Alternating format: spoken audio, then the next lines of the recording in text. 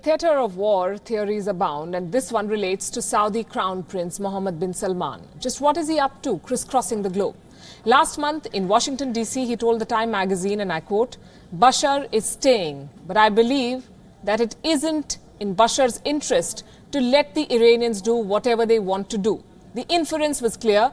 Removing the Syrian president was not top priority anymore for Saudi Arabia. It was in line with the thinking in Western capitals. Many Arab countries, including Egypt, also believe that priorities have now changed. But 10 days ago, on an official visit to Paris, the very same Crown Prince of Saudi Arabia sang a different tune. He said that his country would back any effort to overthrow Bashar al-Assad. Listen in. كان سؤالكم على مشاركة السعودية في عمليات ضد النظام في سوريا. بلا شك إذا كان الأمر يستدعي أن نشارك حلفائنا في عمليات ضد النظام في سوريا لن نتأخر عن ذلك. His language left unclear exactly what role the Saudis could play in an attack on Assad. It was probably deliberate. The French want to hit Assad, and this desire was triggered by the chemical attack on Douma on the 7th of April. They went ahead with it. But this also goes back to 2012. The French wanted to get militarily involved in Syria then. They couldn't because then President Barack Obama had backed out. As a former colonial power in Syria after the First World War, the French probably believe that they have a responsibility to their former position. But what explains Prince Salman's shifting position?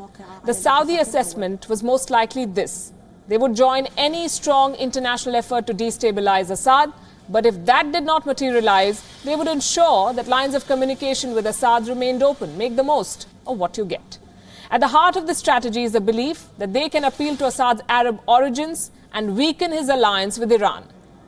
That is adversary number one right now, the bigger devil.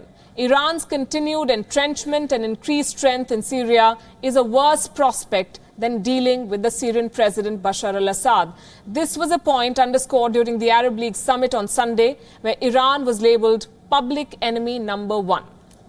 Secret contacts between the Saudis and the Syrians had already taken place. Ironically, the Lebanese Shia group Hezbollah told the world about this. Its chief, Hassan Nasrallah, said that the Saudis and the Syrians had met someplace or the other. He said, and I'm quoting, "The Saudis suggested that the Syrians sever relations with Iran and with the resistance Hezbollah. In exchange, Riyadh would stop supporting rebels and pay billions of dollars to rebuild Syria."